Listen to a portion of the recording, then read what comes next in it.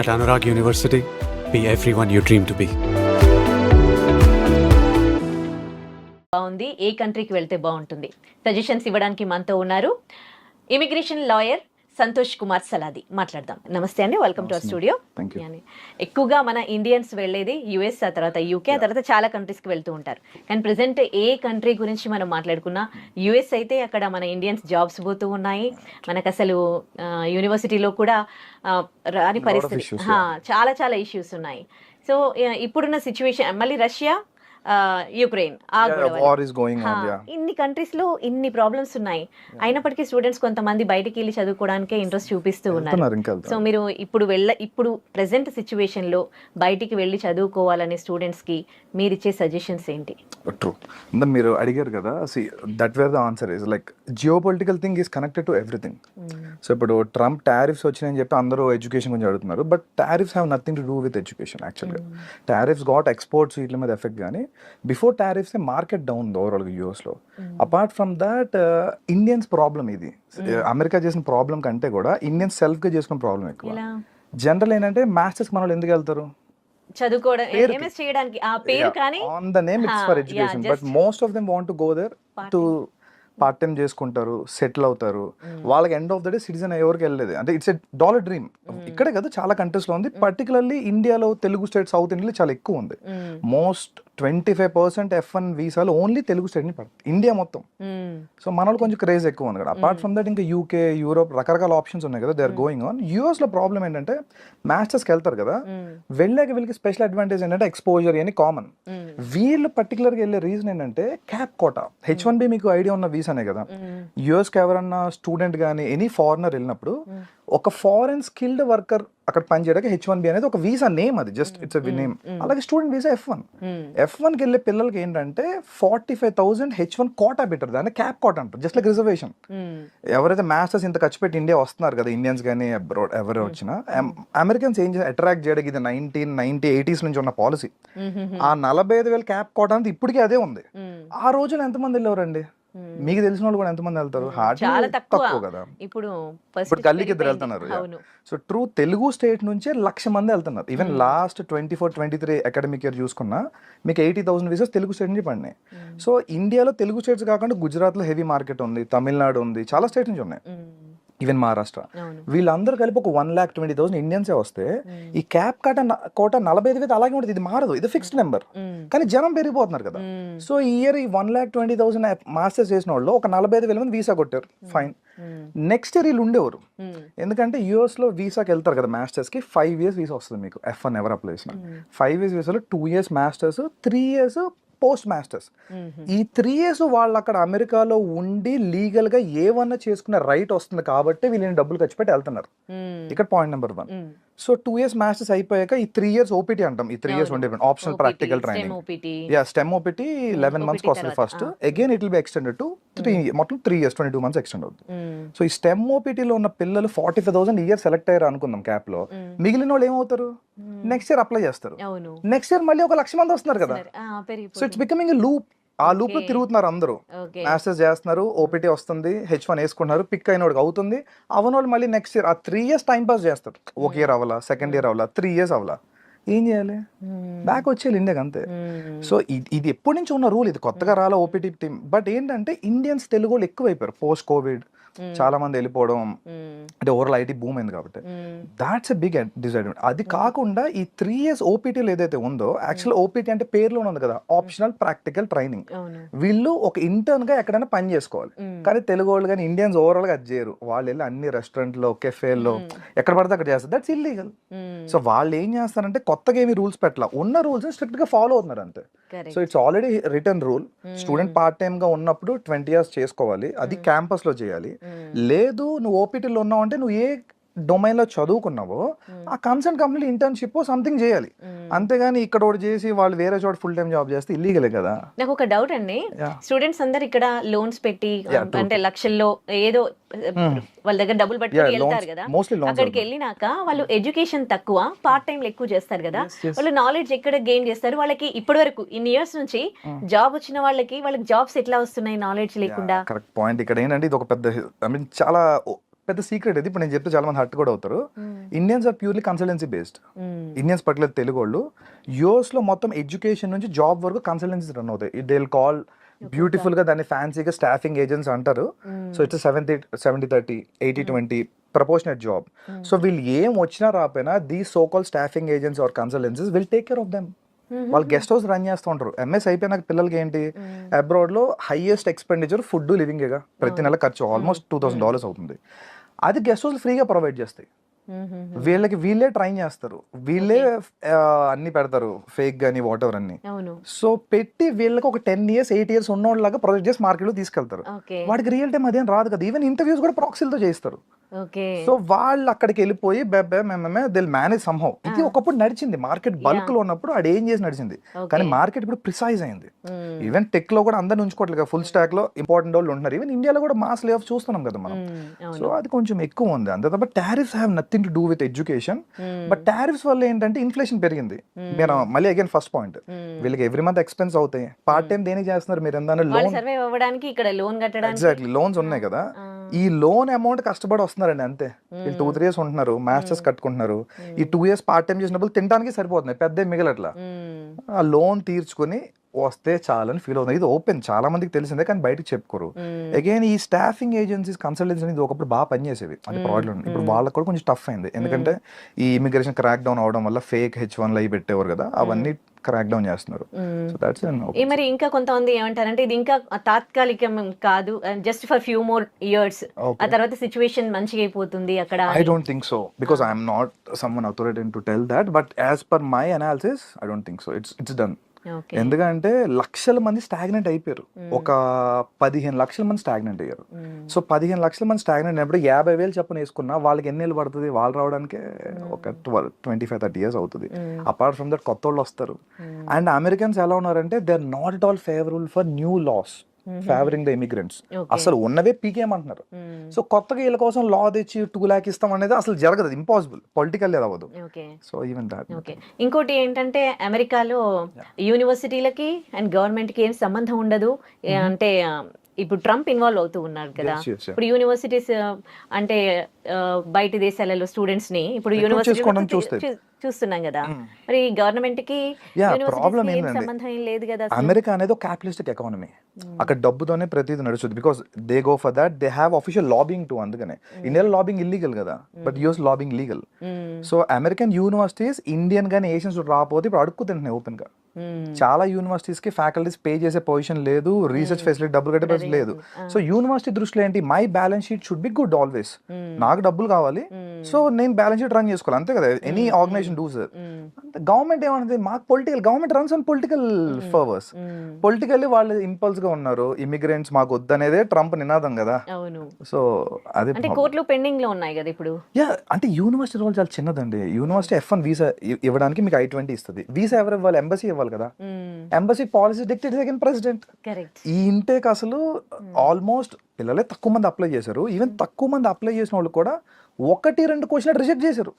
నిన్న మొన్న రెడ్డిట్ లో ట్రెండ్ అవుతుంది, 1 F1 ఇంటర్వ్యూ గై పెట్టాడు, ఇట్స్ టూ మచ్. అండ్ ఒకటే క్వశ్చన్ అడిగారు, ఒక గై IITian, వాడికి వీసా ఇవ్వలేదు.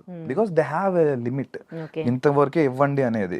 ఇప్పుడు కరోనా టైంలో వాళ్ళకి ఓపెన్ హ్యాండ్ ఇచ్చారు అక్కడ యూనివర్సిటీలో బతకాలని చెప్పి. వద్దన్న వీసా అసలు జస్ట్ వెళ్తే, నాకు తెలిసి ఎన్నో కొంత స్టూడెంట్స్ క్వశ్చన్ కూడా అడగకుండా వీసా తీసుకుని ఉన్నారు. జస్ట్ 1-2 క్వశ్చన్ అడిగి ఇప్పుడు అదే 1-2 క్వశ్చన్ రిజెక్ట్ చేస్తున్నారు.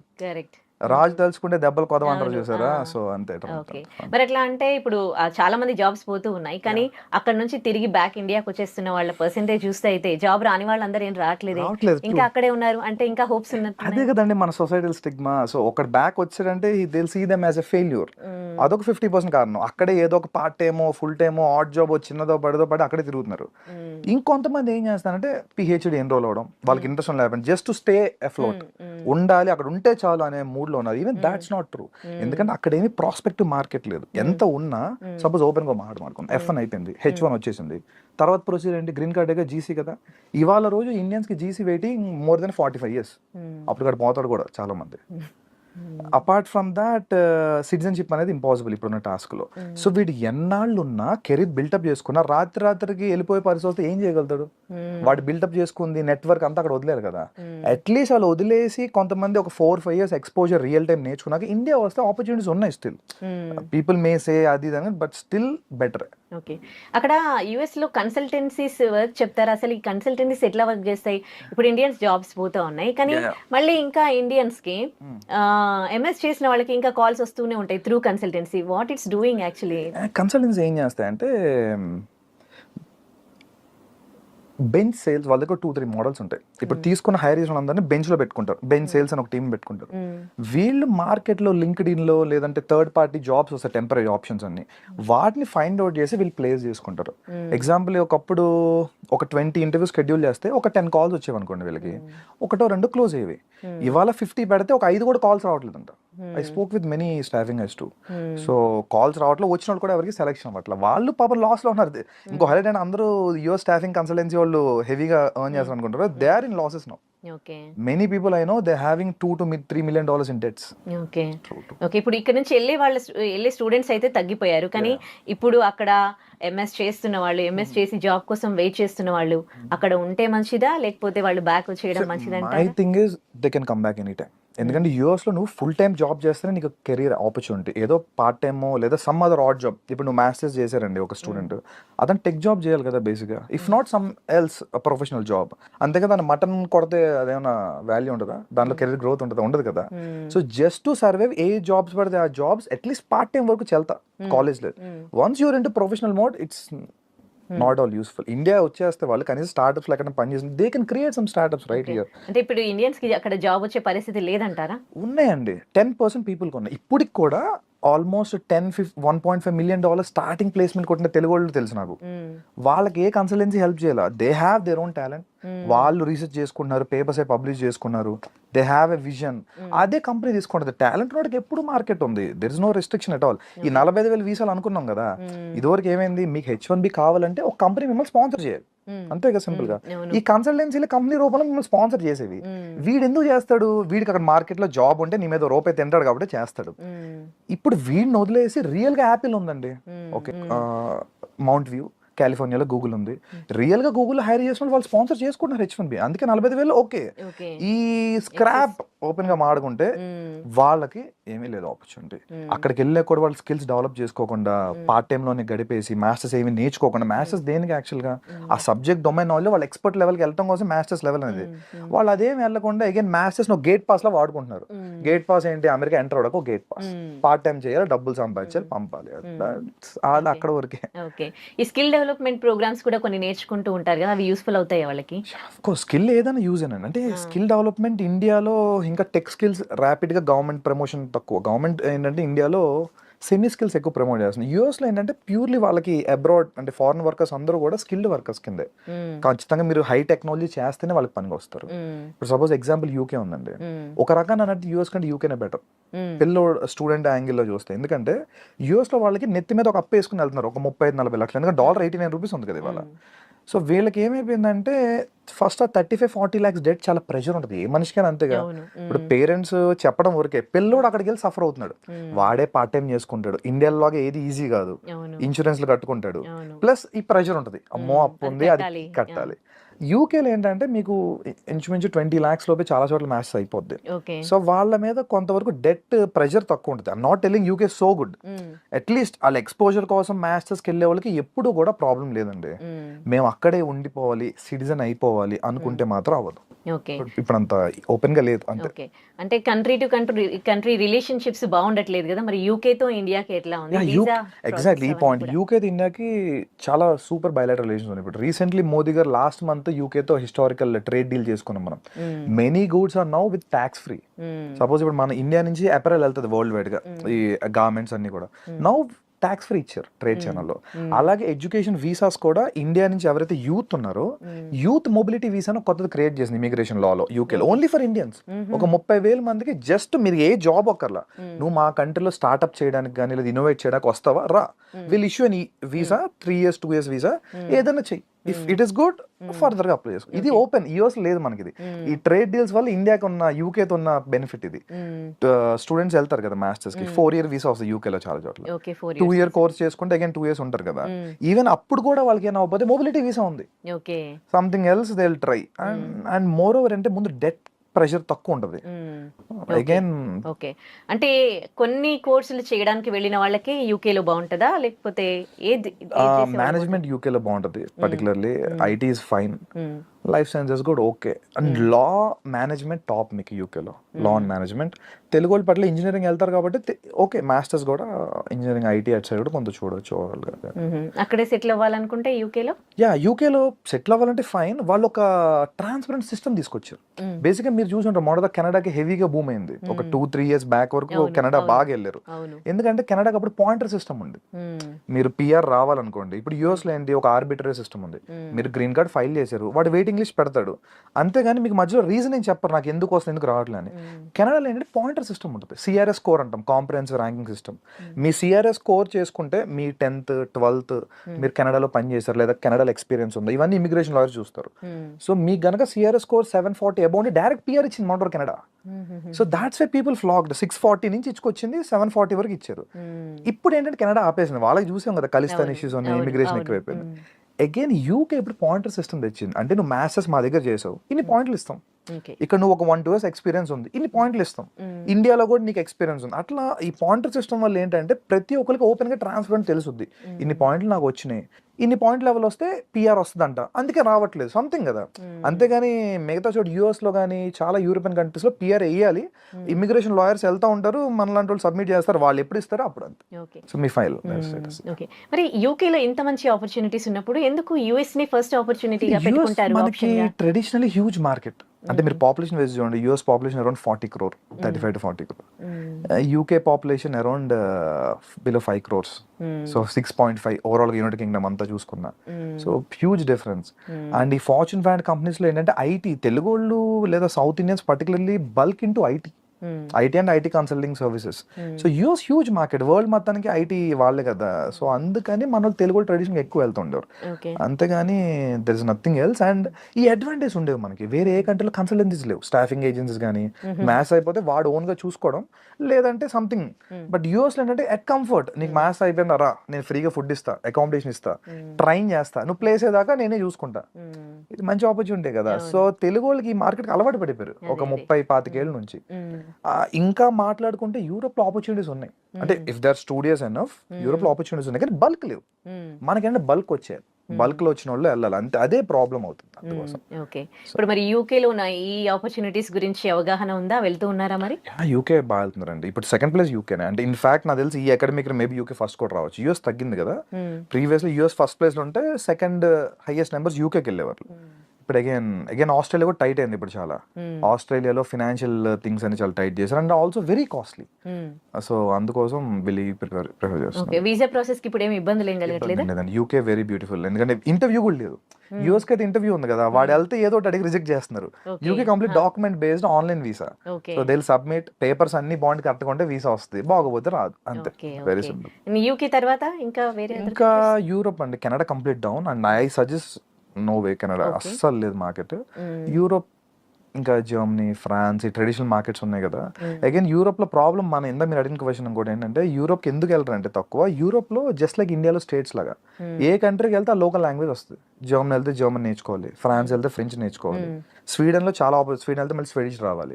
సో అది మళ్ళీ మన టఫ్ పార్ట్ కదా, ఆ లాంగ్వేజ్ మొత్తం, దాని గురించి కొంత ఇది. But Germany number 3, Germany number 3. జర్మనీలో ఎట్లా ఉందండి? జర్మనీ ఇస్ టూ గుడ్ అండి. జర్మనీ అంటే ఫస్ట్ నుంచి వాళ్ళు quality life, quality education, population కూడా సేమ్ యూకే లెవెల్ పాపులేషన్ వాళ్ళది. జర్మనీలో ఏంటంటే గవర్నమెంట్ స్కూల్స్ అని ఫ్రీ, అసలు డబ్బుల గురించి కాదు, వాళ్ళు free, most complete maths free. వాళ్ళ కంట్రీ వాళ్ళకా, మన వాళ్ళకి కూడా. జర్మనీలో మీకు public universities offer 90% to 100% scholarships.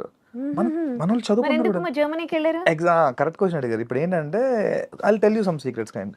UK US లో ఇప్పుడు మీరు బీటెక్ అమీర్పేట్ సైడ్ వెళ్తుంటే బీటెక్ ప్రాజెక్ట్స్ బోర్డులు పెట్టుంటారు, బీటెక్ ట్రిపుల్ ప్రాజెక్ట్స్ అని అవి. సేమ్ యూఎస్ యూకే లో ప్రాజెక్ట్ అసైన్మెంట్లు డబ్బులు పెట్టి కొనుక్కొని సబ్మిట్ చేసేయచ్చు. and they'll get అవును and they'll get grades and they'll pass out with convocation and all this and all. Germany లా కుదరదు. జర్మనీలో పెయిడ్ అసైన్మెంట్స్ కష్టపడి చదువుకోవాలి. ఇంత ప్లాగరిజం ఉన్న కంప్లీట్ ఆ అసైన్మెంట్ ఆ సెమ్మే వేవో ఇది చేస్తారు. So no way they'll try. అందుకోసం చాలా తక్కువ మంది వెళ్తారు. వెళ్ళే స్టూడెంట్స్ పీపుల్ కి Germany is beautiful option. Okay మన వాళ్ళకి ఏంటి ఇవన్నీ వద్దు చాలా మందికి. I'm not telling generalize, but చాలా మందికి ఏంటంటే అలా ఫ్రీ మైండ్ సెట్ లో క్రియేట్ చేశారు. Maybe some consultancies or whatever reason నువ్వు వెళ్ళిపోరాలి వెళ్తే అది మనకి చిన్నప్పటి నుంచి ఈ ట్రాప్ ఉండింది కదా. 10th చదువు అయిపోయింది లైఫ్, ఇంటర్ అయిపో బీటెక్ వెళ్తే అన్ని ఈజీగా అయిపోవాలి మనకి, ఎక్కువ కష్టపడకుండా. ఎగ్జాక్ట్లీ బీటెక్ జాయిన్ అయితే అయిపోయింది, ప్లేస్మెంట్ కొట్టే వరకు nothing goes in that way. Okay so అది problem actually. Okay Germany visa process అంతా ఎట్లా ఉంటది? ఏ కోర్స్ చేయాలనుకునే వాళ్ళకి జర్మనీ బాగుంటది? Particularly engineering guys, mechanical, automobile ఇవన్నీ ఉన్నాయి కదా. India is going towards manufacturing. India self reliant అవుతుంది కదా, ఆత్మనిర్భర్ భారత్. అవును సో సెల్ఫ్ రిలయంట్ అవుతున్నప్పుడు manufacturing is only option.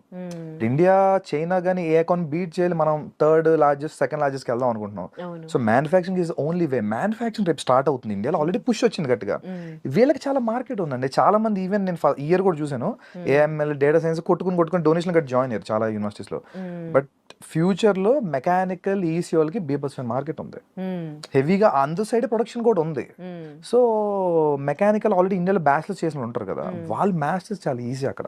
Okay masters చేసుకుంటారు, వాళ్ళు అక్కడే సెటిల్ అవ్వచ్చు. ఎందుకంటే వరల్డ్ లో ఒక థింగ్ ఏంటంటే జర్మనీలో Tier 1 మెట్రో సిటీసే కాదు, Tier 2 Tier 3 cities develop, and I forgot the name actually.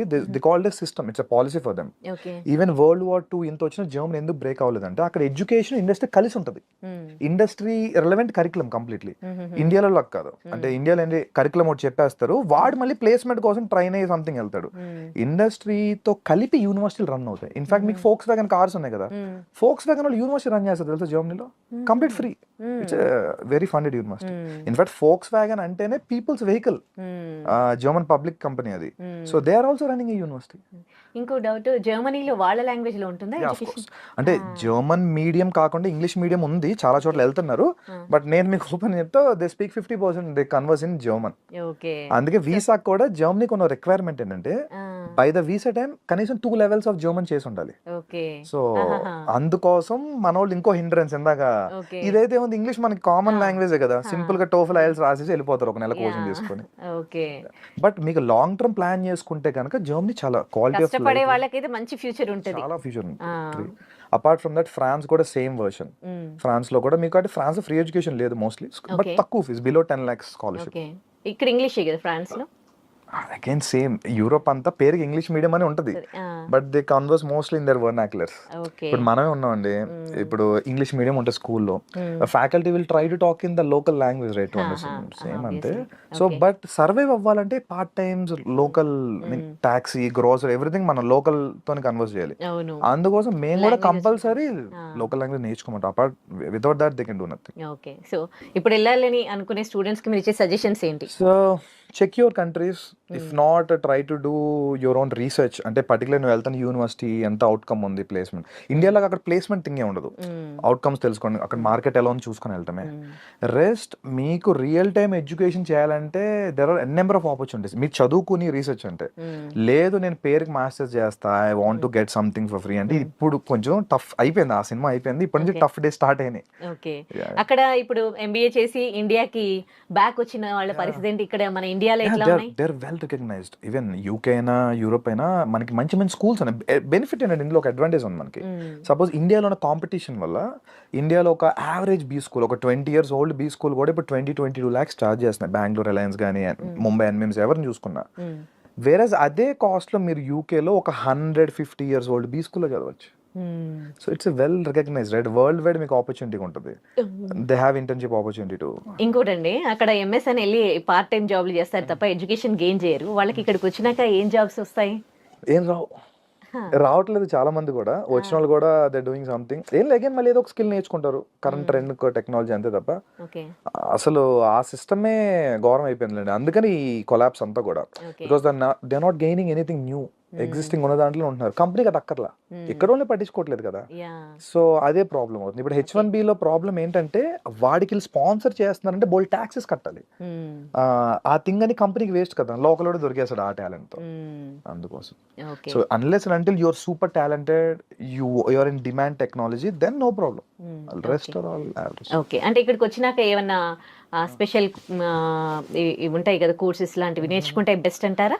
Yeah already masters చేశారు కదా చేశారు, వాళ్ళందరూ. అక్కడ ఏం నాలెడ్జ్ లేదు కదా వాళ్ళకి. yes. అప్పుడు ఇక్కడికి వచ్చినాక ఏదో ఒకటి చేయాలి కదా. ఏదో ఒక ట్రెండింగ్ టెక్నాలజీ నేర్చుకోవడమే ఏందని అన్నట్టు. ఇప్పుడు మార్కెట్ లో ట్రెండింగ్ ఇప్పుడు బిగ్ డేటా హడూప్ నడుస్తుంది అనుకోండి, వాడు అది నేర్చుకుంటాడు వచ్చి ఇక్కడ 2-3 months కోర్స్. ఓకే దాని తెలుగు అంటే right. Thank you so much for your valuable suggestions to viewers అండి. Thank you. And for more videos, Please subscribe to iDream. Please subscribe to iDream. Please subscribe iDream. And please subscribe to iDream. For more videos, subscribe to iDream. please like, share, and subscribe to the channel. Congratulations, iDream. Subscribe to iDream. Subscribe to iDream. So subscribe to iDream Media. iDream team andarki huge congratulations. Please subscribe iDream Media. Please subscribe to iDream. Subscribe iDream. Please subscribe to iDream. iDream అంటే నా కళల channel subscribe చేసుకున్న నోరు తిరుగుతలేదు, మీరైతే గంట గుర్తు కొట్టండి. For more such videos, please subscribe to iDream. Subscribe to iDream. Please subscribe to iDream. Please subscribe iDream Media. Please do subscribe to iDream. Please subscribe to iDream Media. For best entertainment and information, please subscribe iDream. And don't forget to subscribe to iDream.